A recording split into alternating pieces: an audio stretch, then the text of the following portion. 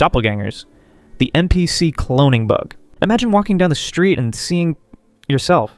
Not a look-alike, not a twin. You. Same face, same outfit, same movements.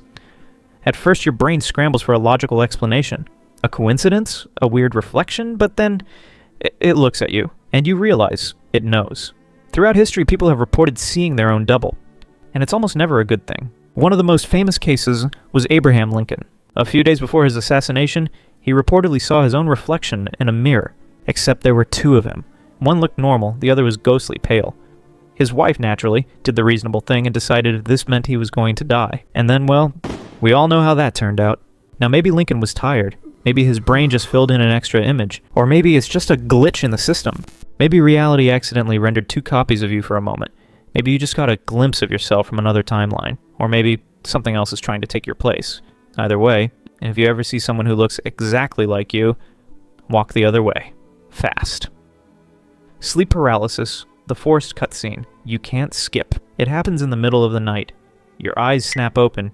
You can see your room, your ceiling, the faint glow of the streetlight outside. Everything is normal, except you can't move. Not a single muscle. Your arms, your legs, completely locked. You try to call for help, but your voice won't come out. And then, you feel it. A presence. Standing at the edge of your bed.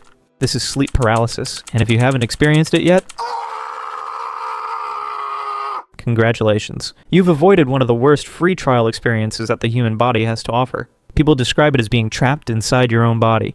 Science calls it a simple sleep cycle disruption. During REM sleep, the body is in a state of muscle atonia to prevent acting out dreams. And if you break this sleep, your brain wakes up, but your muscles are still paralyzed. It's supposed to last a few seconds, maybe a minute at most, but to the people experiencing it, it can feel like a lifetime. And here's where it gets weird, because for some reason, sleep paralysis doesn't just come with paralysis, it comes with company. People across different cultures, across history, across completely separate parts of the world, all describe seeing the exact same thing, a dark silhouette, watching them. If this is just a random brain glitch, why are millions of people hallucinating the exact same thing? There are two possible answers. 1. The human brain is hardwired to hallucinate terrifying figures when it's in this state, a cruel little evolutionary prank designed to make an already terrible experience even worse. Or 2. These things are always there, and sleep paralysis is just the one time you are actually able to see them. Spontaneous human combustion, the self-destruct glitch. Imagine you're sitting in your living room reading a book, sipping some tea, nothing out of the ordinary.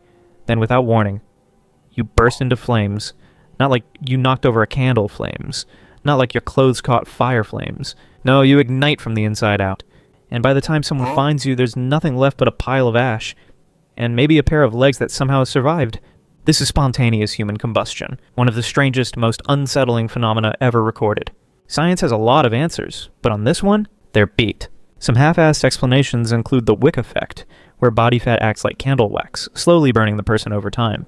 But if that's the case, why does it sometimes stop halfway?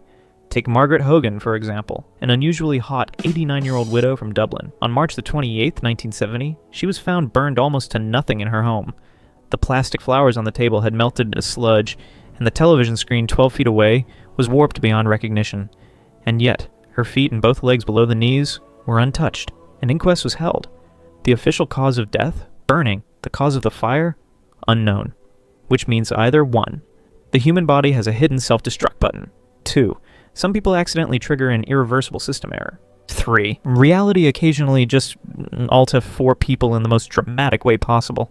Whichever one it is, the conclusion is the same. If one day you start feeling a little too warm, and you're nowhere near an open flame, you might have about 3 seconds to figure out why. Quantum immortality. The real-life respawn glitch.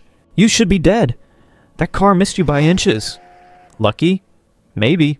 Or maybe you just don't die. Quantum immortality is the idea that every time you die, your consciousness jumps. Not to heaven, not to hell, but to the nearest reality where you survived. From your perspective, you never die. You just keep waking up in timelines where you barely made it. Take Frane Selak, a man who should have died multiple times. In 1954, his train derailed into an icy river. 17 people drowned. He didn't. The next year, he was sucked out of a plane mid-flight and landed in a haystack. Then a bus crash, multiple car crashes, a car explosion, and finally he won the lottery. From his perspective, he never died, and that's the terrifying part. If quantum immortality is real, then you will never experience your own death. The versions of you that died, you don't remember them. because they're gone. But what happens when there's no timeline left where you survive? Is there a final game over? Or does reality just keep you going? And if that's the case, how long have you actually been alive?